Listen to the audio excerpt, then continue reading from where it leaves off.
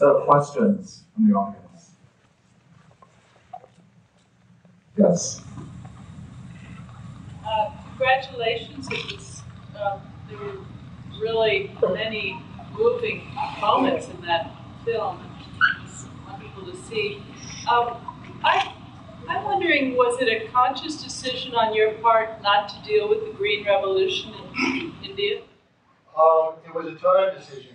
We did an earlier version, a pre-visualization. This film is 5 years in the making from everything that's gone into it, everything that goes into the film. And at an early stage, we did go into the Green Revolution in India, but there were a lot of things that did not make the cut in this particular version. And I think part of the way we see the film is really a way of introducing a number of topics so that the Green Revolution becomes part of our outreach in terms of discussing the issues raised in the film. But yes, we did think about it, and there's a lot of stuff that didn't quite make it. There were plenty of issues we wouldn't or couldn't get to, but what we did do, I think you'll see, is we emphasized the importance of planting trees and giving back to the earth in that way, which is a very important way and one that can be accomplished on a very large scale. Also, we'd like to invite Andy Lipkis of Tree People up with us as part of the Q&A.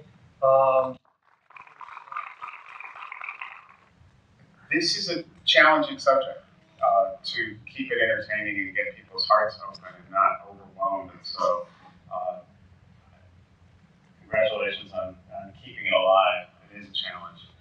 When we face what we face today in Los Angeles, which is a changed climate and probably long-term water shortages and severe weather, some flooding, we have a lot of work to do that we can do. That line about that we're all managers of the watershed. We have the ability to protect our community, our city, by bringing the soil back to life, to grab the rain and store it, mimic nature, by putting in trees that act as tanks and put the water back in the ground, and by building tanks that mimic nature and trees and call them cisterns to grab the rainfall.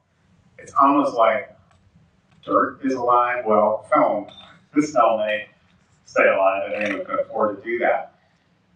The whole movie talks about bringing dirt back to life, reconnecting people, reconnecting the environment. That's the promise of the film. That's the promise of the message, and that's the story that keeps evolving.